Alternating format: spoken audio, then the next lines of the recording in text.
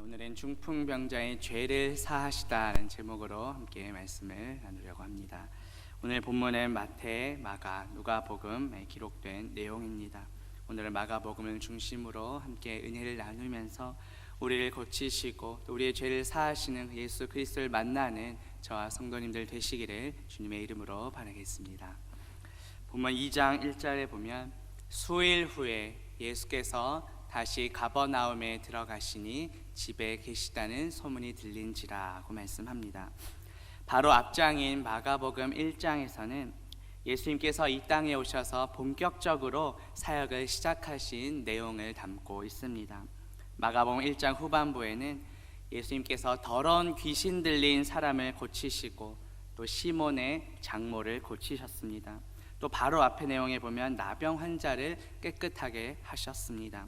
이렇게 많은 치유의 사역들이 소개가 됩니다. 그리고 마가복음 1장에 보면 예수님께서는 갈릴리에서 하나님의 복음을 전파하셨습니다. 또 갈릴리 해변에서 제자들을 부르셨습니다. 온 갈릴리에 다니시며 전도 여행도 하셨습니다. 바로 앞의 내용인 이 나병 환자를 깨끗하게 하신 후에 수일 후에 예수님께서는 다시 가버나움에 돌아오십니다. 이 가버나움은 예수님이 사시던 동네의 이름입니다. 마태복음 4장 13절에 보면 나사렛을 떠나 스불론과 납달리 지경 해변에 있는 가버나움에 가서 사시니라고 말씀합니다.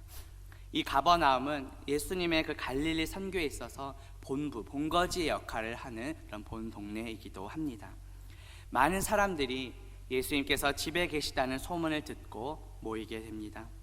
본문 2절에 보면 많은 사람이 모여서 문 앞까지도 들어설 자리가 없게 되었는데 예수께서 그들에게 도를 말씀하시더니라고 나옵니다. 당시 사람들이 너무 많아서 문 앞까지도 들어설 자리가 없을 만큼 가득 찼습니다. 예수님께서는 그 모인 많은 사람들에게 도를 말씀하십니다. 우리나라에서는 도라고 하면 좀 부정적인 이미지가 많이 있습니다. 길거리에서 만나보신 분들도 계실 텐데 도를 아십니까? 라고 접근하는 사람들도 있기 때문입니다. 그러나 헬라어 원문에 보면 역시 로고스, 즉 말씀이라고 되어 있습니다. 동일한 단어가 요한복음 1장에 등장합니다. 요한복음 1장 1절에 보면 태초에 말씀이 계시니라. 이 말씀이 하나님과 함께 계셨으니 이 말씀은 곧 하나님이시니라고 나옵니다. 여기에 나온 말씀도 바로 아까 본문에 나온 로고스와 동일한 단어입니다. 이 말씀이 육신이 되어 우리 가운데 오신 분이 바로 예수 그리스도이십니다. 요한복음 1장 14절에 보면 말씀이 육신이 되어 우리 가운데 거하심에 우리가 그의 영광을 보니 아버지의 독생자의 영광이요 은혜와 진리가 충만하더라고 말씀합니다. 태초부터 계셨던 그 말씀, 하나님께서 육신이 되어 우리 가운데 오셨습니다. 지금 예수님은 자신을 이렇게 나타내 보이고 계십니다. 바로 그때 무슨 일이 벌어졌습니까? 본문 3절에 보면 사람들이 한 중풍병자를 네 사람에게 메워가지고 예수께로 올세라고 말씀합니다.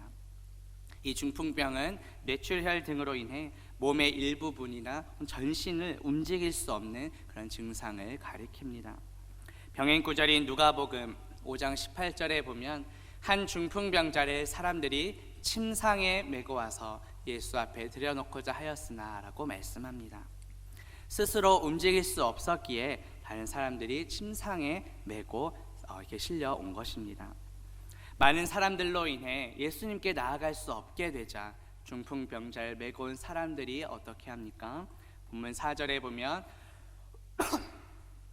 무리들 때문에 예수께 데려갈 수 없으므로 그 계신 곳에 지붕을 뜯어 구멍을 내고 중풍병자가 누운 상을 달아내리니라고 말씀합니다.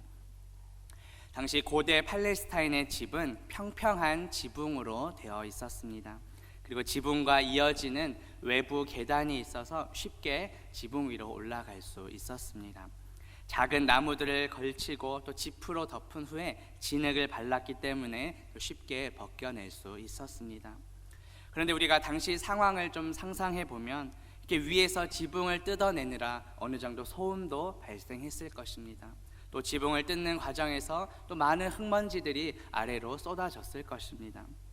어쩌면 집안에 모여있던 많은 사람들은 그 입장에서 정말 불편함과 짜증도 날 법한 상황입니다. 그런데 예수님께서는 그들을 보시고 어떻게 말씀하셨습니까? 본문 5절에 보면 예수께서 그들의 믿음을 보시고 중풍병자에게 이르시되 작은 자야 내 죄 사함을 받았느니라 하시니라고 말씀합니다. 많은 사람들에게 하나님의 말씀을 전하시던 예수님께서는 소음을 내고 흙먼지를 날리게 한 그들을 책망하지 않으셨습니다.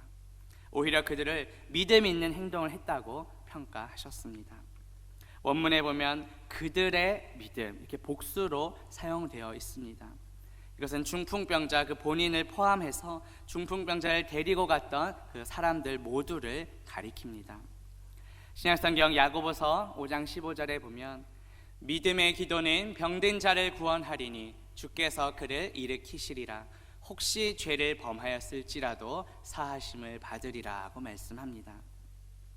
예수님께서는 그 중풍병자를 메고 왔던 그 사람들 그들의 믿음을 보시고 죄 사함을 선포하십니다. 중풍병자 역시 예수님께서 치유해 주실 것을 믿고 그 능력을 믿고 자신의 몸을 맡겼기에 믿음 있는 행동을 했던 것입니다. 그런데 이 본다라는 것이 인지적으로 상대방을 파악한다라는 뜻입니다. 예수님께서는 겉으로 보여지는 그런 행동뿐만 아니라 그들 마음 속에 있는 믿음을 보셨습니다. 예수님께서는 중풍병자의 그 죄의 원인인 먼저 제거하고 병을 치유해 주십니다. 이 질병과 죽음이 우리 인류 가운데 들어오게 된 근본적인 원인은 바로 태초에 아담과 하와의 죄로 인해서 우리 모두가 타락했기 때문입니다. 그래서 성경에서는 죄의 삭은 사망이라고 말씀합니다. 그런데 그렇다고 하여 모든 병이 지금 우리가 일상생활에서 일어나는 모든 아픔과 이런 질병이 다 그 사람의 죄 때문은 아닙니다. 따라서 우리는 질병으로 고통 중에 있는 성도들을 보며 함부로 그 사람의 죄 때문이라고 단정지어서는 안 될 것입니다. 예수님께서 지금 먼저 죄 사함을 선포하신 이유는 자신에게 죄를 사하는 권세가 있음을 보여주시기 위함이었습니다. 원래 이 죄 사함은 오직 하나님 한 분만이 하실 수 있는 권세입니다. 구약성경 출애굽기 15장 26절에 보면 나는 너희를 치료하는 여호와임이라고 말씀합니다.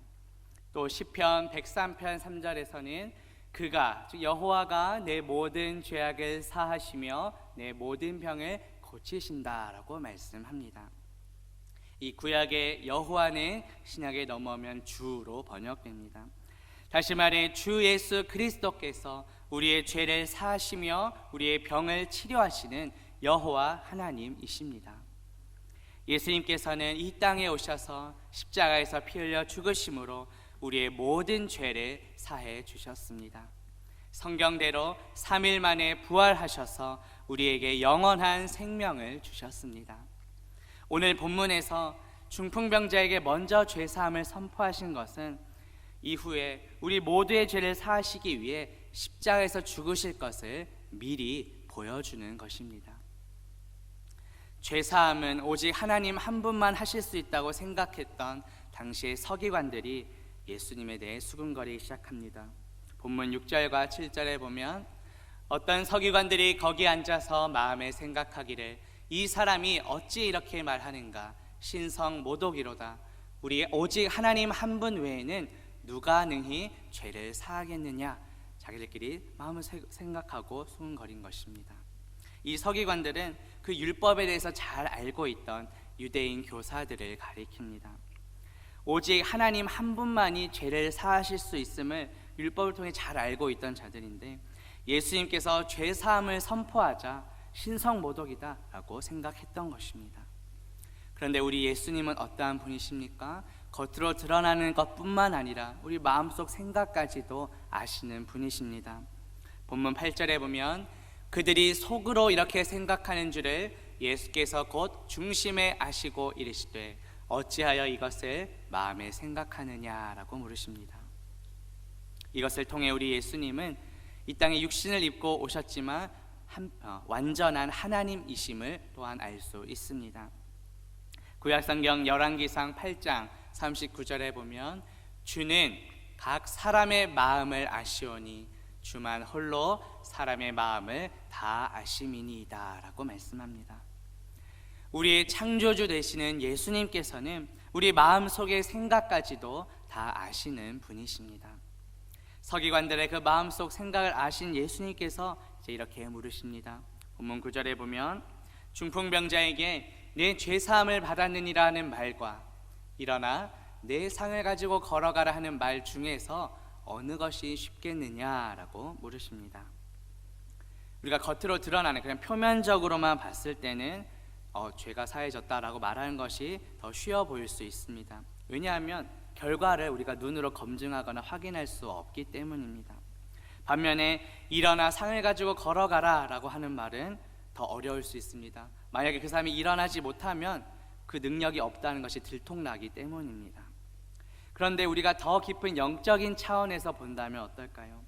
죄를 용서하는 것이 훨씬 더 어렵습니다. 하나님 외에는 그 누구도 할 수 없습니다. 그렇다면 이 예수님의 질문의 의도는 무엇일까요? 예수님께서는 겉으로 눈에 보이는 기적, 즉 중풍병자를 일어나게 하는, 그리고 중풍병자를 고치심으로써 눈에 보이지 않는, 즉 죄사함의 능력도 있음을 보여주시기 위함이었습니다. 본문 10절에 보면 그러나 인자가 땅에서 죄를 사하는 권세가 있는 줄을 너희로 알게 하려 하노라 하시고 중풍병자에게 말씀하시되 라고 나옵니다. 여기에 인자 곧 바로 예수 그리스도를 가리킵니다.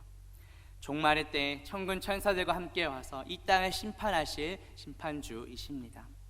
그리고 그분은 우리의 죄를 사하는 권세가 있는 분이십니다. 구약성경 다니엘서 7장 13절에 보면 인자 같은 이가 하늘 구름을 타고 와서 옛적부터 항상 계신 이에게 나아가 그 앞으로 인도되매라고 나옵니다. 예수님께서 오늘 본문에서 중풍병자에게 먼저 죄 사함을 선포하신 이유가 무엇입니까? 그것은 바로 자신이 구약에서 예언한 메시아요 인자라는 것을 나타내기 위함입니다. 그리고 이 모든 것들을 통해 사람들이 자신을 그 구약에서 예언한 메시아임을 믿도록 하시기 위함입니다. 이 구약의 히브리어 메시아는 신약의 헬라어로 그리스도로 번역됩니다. 바로 기름 부음을 받은 자라는 뜻입니다. 구약에서 기름 부음을 받은 직분은 왕, 선지자, 제사장입니다. 따라서 인자이신 예수님께서는 우리를 다스리시는 왕이십니다. 말씀이 육신이 되어 우리 가운데 오신 선지자이십니다. 그리고 하나님과 우리 사이를 중재하시며 화목하게 하시는 제사장이십니다. 우리는 이러한 예수님을 그리스도로 믿어야 합니다. 자신에게 이러한 죄사함의 권세가 능력이 있음을 말씀하신 예수님께서 이제 중풍병자에게 이렇게 명령하십니다. 본문 11절에 보면 내가 내게 이르노니 일어나 내 상을 가지고 집으로 가라 이렇게 명령하십니다. 내가 내게 이르노니, 이것은 예수님이 자신이 말씀하는 그 권세를 강조하는 것입니다. 신약의 여러 사도들도 예수 그리스도의 이름으로 병자들 치유한 사건들이 나옵니다. 사도행전 3장 6절에 보면 베드로가 이르되 은과 금은 내게 없거니와 내게 있는 이것을 내게 주노니 나사렛 예수 그리스도의 이름으로 일어나 걸으라고 명령합니다. 베드로가 예수 그리스도의 이름으로 명령하자 나면서부터 못 걷게 된 이가 고침을 받았습니다. 이것은 베드로의 능력이 아닙니다. 예수 그리스도의 이름에 능력이 있음을 보여주는 것입니다. 그런데 오늘 본문에서는 예수님 자신이 직접 말씀하십니다. 왜냐하면 자신이 바로 치료하시는 하나님이시기 때문입니다. 중풍병자에게 세 가지 명령을 하십니다. 일어나라, 내 상을 가지라, 집으로 돌아가라. 다른 사람의 도움이 없이는 스스로 움직일 수조차 없던 그 중풍병자가 일어났습니다. 자신의 실려왔던 침상을 들고 갑니다. 집으로 돌아갔습니다. 이 모든 것은 예수님께서 치료하시는 전능하신 하나님이심을 보여줍니다. 예수님의 명령에 중풍병자가 일어나자 사람들의 반응이 어떠합니까? 본문 마지막 12절에 보면 그가 일어나 곧 상을 가지고 모든 사람 앞에서 나가거늘 그들이 다 놀라 하나님께 영광을 돌리며 이르되 우리가 이런 일을 도무지 보지 못하였다 하더라고 말씀합니다. 앞서 예수님께서 죄사함을 선포했을 때 서기관들의 반응은 어떠했습니까? 마음속으로 신성모독이라고 비난했습니다. 그때만 해도 다른 사람들 역시 별다른 반응이 없었습니다. 그런데 중풍병자가 일어나자 사람들이 다 놀랍니다. 그것을 보고 하나님께 영광을 돌리게 됩니다. 신성모독이라고 비난했던 서기관들과는 달리 다른 사람들은 하나님께 영광을 돌리게 되었습니다. 우리 역시 죄와 허물로 죽었던 자들입니다. 중풍병자처럼 우리 스스로는 우리를 구원할 수 없는 존재입니다. 그러나 하나님께서 우리를 사랑하셔서 독생자 예수 그리스도를 우리에게 보내주셨습니다. 누구든지 예수 그리스도를 믿기만 하면 멸망하지 않고 영생을 얻게 됩니다.